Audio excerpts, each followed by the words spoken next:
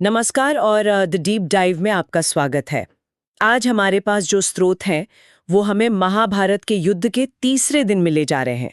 ये वो दिन था जब भीष्म पितामह का गुस्सा अपनी सारी सीमाएं लांघ गया था और पांडव सेना लगभग तबाह होने के कगार पर पहुंच गई थी। हम भीष्म पर्व के पन्नों से ये समझने की कोशिश करेंगे कि कुरुक्षेत्र की उस जमीन पर ऐसा क्या हुआ था कि युद्ध का रुख ही बदल गया।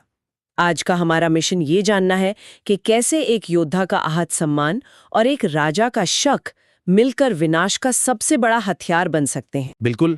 और तीसरे दिन की कहानी शुरू करने से पहले उस सुबह का माहौल समझना बहुत जरूरी है। 2 दिन की आप कह सकती हैं भयंकर मारकाट हो चुकी थी। दोनों तरफ के योद्धाओं के मन में अब कोई नरमी नहीं बची थी, सिर्फ क्रूरता और जीतने की जिद थी। कौरव सेना के सेनापति अभी भी भीष्म थे और पांडवों की सेना अर्जुन और धृष्टद्युम्न जैसे योद्धाओं के भरोसे थी।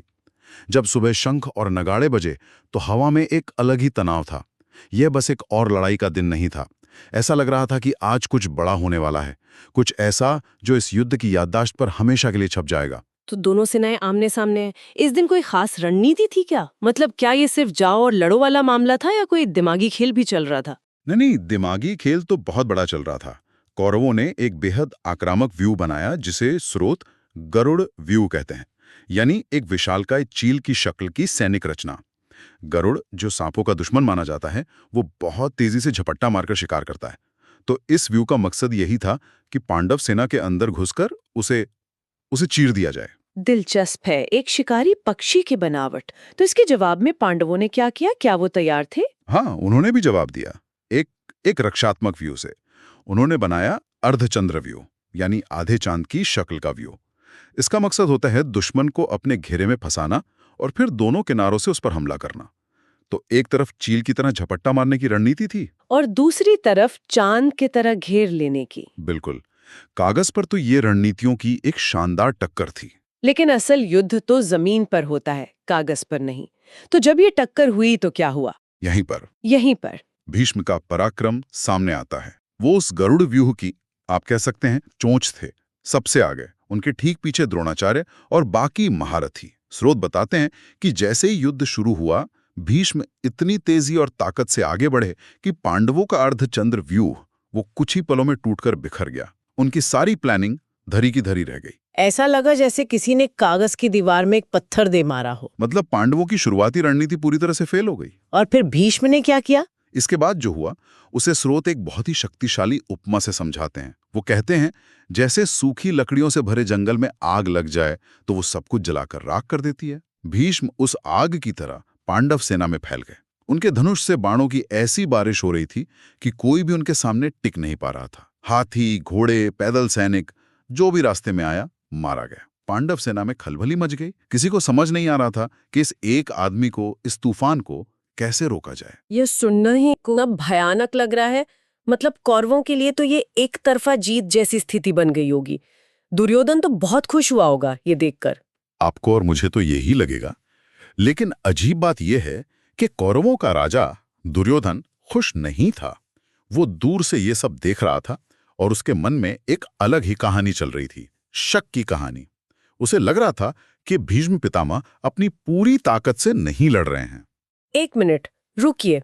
भीष्म पूरी सेना को अकेले तबाह कर रहे हैं और दुर्योधन को लग रहा है कि वो धीरे लड़ रहे हैं। इसका क्या मतलब हुआ? ये तो कोई तर्क नहीं हुआ। हाँ, यही तो दुर्योधन के चरित्र की सबसे बड़ी खामी है, उसका शक। वो जानता था कि भीष्म पांडवों से स्नेह करते हैं, उन्हें अपने पोतों की तरह मानते हैं। तो उसके मन में ये बात घर कर गई थी कि पितामह मन से पांडवों के साथ हैं और सिर्फ मजबूरी में कौरवों के लिए लड़ रहे हैं। उसे लगा कि अगर वो सच में अपनी पूरी ताकत लगा दें तो अब तक तो युद्ध ही खत्म हो चुका होता। ये जीत उसे जीत नहीं बल्कि भीष्म की मेहरबानी लग रही थी और ये शक उसके अंदर खौल रहा था। तो उसने इस शक का क्या किया? क्या उसने कुछ कहा? हाँ, और उसने जो किया वही इस दिन का सबसे बड़ा टर्निंग पॉइंट बना। वो भीष्म के पास गया, युद्ध के मैदान के बीचों बीच, और सबके सामने उन पर इल्जाम लगा दिया। उसने कहा, पितामह, आप पांडवों से प्रेम के कारण जानबूझकर ढीला लड़ रहे हैं। आप अपनी पूरी शक्ति का इस्तेमाल नहीं कर रहे हैं। आप हमारे साथ धोखा कर रहे हैं। अपने ही सेनापति पर युद्ध के बीच में सबके सामने ऐसा इल्जाम? ये तो बहुत बड़ा अपमान है। भीष्म जैसे सम्मानित योद्धा ने इसे कैसे लिया होगा? आप सोच सकती हैं, एक ऐसा योद्धा जिसने अपनी पूरी जिंदगी हस्तिनापुर के सिंहासन के लिए कुर्बान कर दी, उस पर निष्ठा पर सवाल उठाया गया। भीष्म को यह सुनकर गहरा आघात लगा। स्रोत कहते हैं कि एक पल के लिए उनका चेहरा गुस्से से लाल हो गया। उनका स्वाभिमान, उनकी निष्ठा, सब कुछ दांव पर लगा दिया गया था। उन्होंने तुरंत दुर्योधन की तरफ देखा और एक भयानक प्रतिज्ञा की। क्या प्रतिज्ञा थी वो? उन्होंने कहा, दुर्योधन, तुम मेरी निष्ठा पर शक करते हो तो आज देखो, आज मैं ऐसा युद्ध करूंगा कि पांडव सेना थर्रा उठेगी। मैं या तो आज किसी महान पांडव महारथी का वध करूंगा या फिर उनके सारथी कृष्ण को शस्त्र उठाने पर मजबूर कर दूंगा। ये कहकर उन्होंने अपना धनुष उठाया। अब ये लड़ाई सिर्फ हस्तिनापुर के लिए कर्तव्य नहीं रह गई थी, ये भीष्म के अपने सम्मान की लड़ाई बन गई थी। ये एक व्यक्तिगत मिशन बन गया था। और इस प्रतिज्ञा के बाद क्या हुआ? क्या उनके युद्ध करने के तरीके में कोई बदलाव आया? बदलाव, आप कह सकती हैं कि एक योद्धा की जगह एक प्रलय ने ले ली। स्रोत साफ साफ कहते हैं कि इस अपमान के बाद भीष्म ने दोगुनी तीव्रता और क्रोध से लड़ना शुरू किया। उनका रथ जिधर भी जाता लाशों के ढेर लग जाते। पांडव सेना में ऐसी भगदड़ मची कि सैनिक अपनी जान बचाने के लिए इधर उधर भागने लगे। ऐसा लग रहा था मानो भीष्म अकेले ही पूरी सेना को निगल जाएंगे।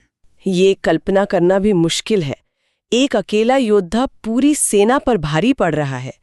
मतलब पांडव खेमे में उस वक्त कैसी खलबली और निराशा का माहौल होगा। माहौल इतना खराब था कि श्रोता एक बहुत दिलचस्प तुलना करते हैं। वो कहते हैं कि कौरव सेना के लिए भीष्म का ध्वज ही सबसे बड़ी पहचान था। सब उनके पीछे चलते थे। लेकिन आज पांडव सेना में इतना डर और कंफ्यूजन था कि उनके सैनिक सिर्फ अर्जुन के ध्वज को देखकर ही रास्ता खोज पा रहे थे। अर्जुन का रथ जहां जाता वो उसके पीछे भागते, ये सोचकर कि शायद वही उन्हें भीष्म से बचा सकता है। भीष्म उस दिन पांडवों के लिए एक अजेय शक्ति बन गए थे, एक ऐसी शक्ति जिसका कोई तोड़ नहीं था। इस विनाश को देखकर पांडवों के सबसे बड़े रणनीतिकार कृष्ण क्या कर रहे थे? वो तो सब कुछ देख रहे होंगे ना। कृष्ण अर्जुन के सारथी थे और उनकी नजरें पूरे युद्ध पर थीं, और जो उन्होंने देखा उससे वो भी चिंतित हो गए।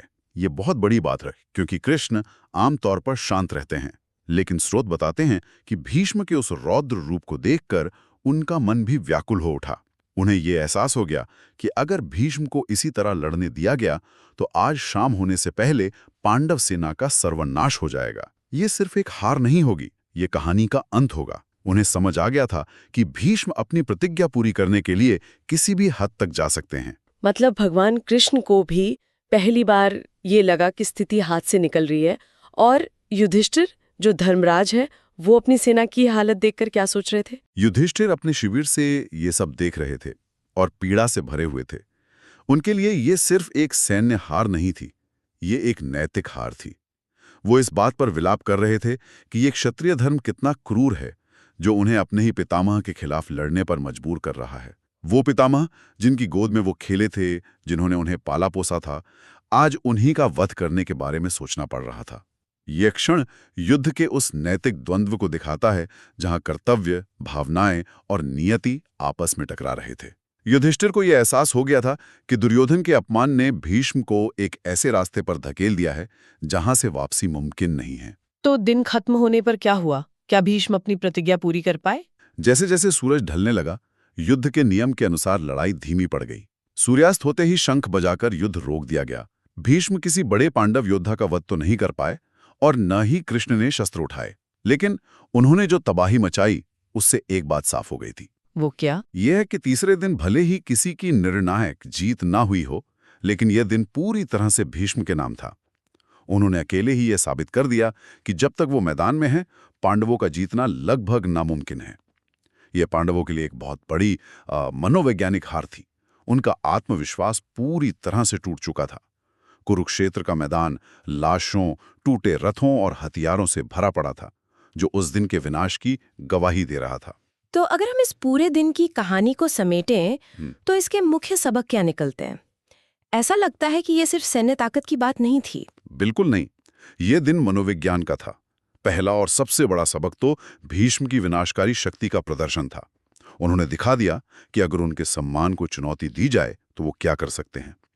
दूसरा, ये दिखाता है कि कैसे एक लीडर का छोटा सा शक, जैसे दुर्योधन का आरोप, युद्ध की आग में घी का काम कर सकता है और तबाही को कई गुना बढ़ा सकता है। और कृष्ण की चिंता भी एक बहुत बड़ा बिंदु है। ये दिखाता है कि भीष्म का क्रोध इतना भयानक था कि उसने उस व्यक्ति को भी सोचने पर मजबूर कर दिया जो खुद इस पूरे खेल के सूत्रधार थे। एकदम सही। कृष्ण को यह एहसास हो गया था कि मानवीय भावनाएं जैसे क्रोध और अपमान कभी-कभी देवीय योजनाओं पर भी भारी पड़ सकते हैं। और अंत में युधिष्ठिर के विलाप के जरिए हमें युद्ध की असली त्रासदी समझ में आती है। ये सिर्फ जीतने या हारने की लड़ाई नहीं है, ये सही और गलत के बीच, कर्तव्य और प्रेम के बीच फंसे इंसानों की कहानी है जिन्हें असहनीय चुनाव करने पड़ रहे हैं। तीसरा दिन इसी त्रासदी का एक शिखर था।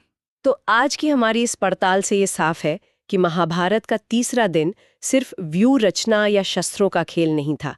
ये सम्मान, प्रतिज्ञा और एक ऐसे योद्धा की कहानी थी जिसे उसकी बर्दाश्त की सीमा से आगे धकेल दिया गया था। ये दिखाता है कि कैसे मानवीय भावनाएं युद्ध के मैदान पर सबसे शक्तिशाली और सबसे खतरनाक हथियार बन सकती हैं। और यह हमें सोचने के लिए एक बहुत जरूरी सवाल भी देता है। स्रोत हमें दिखाते हैं कि कैसे दुर्योधन जैसे एक लीडर का एक आरोप या एक पल का शक युद्ध के मैदान पर विनाश को 100 गुना बढ़ा सकता है। ये हमें सोचने पर मजबूर करता है कि इतिहास के बड़े बड़े संघर्षों में सबसे बड़ी तबाही अक्सर अच्छी या बुरी रणनीतिक योजनाओं से नहीं होती, बल्कि ये आहत गौरव और अपनी निष्ठा साबित करने की इंसानी जरूरत से पैदा होती है। जब एक योद्धा किसी देश या कर्तव्य के लिए नहीं, बल्कि अपने व्यक्तिगत अपमान का बदला लेने के लिए लड़ता है, तब वो सबसे ज्यादा खतरनाक हो जाता है।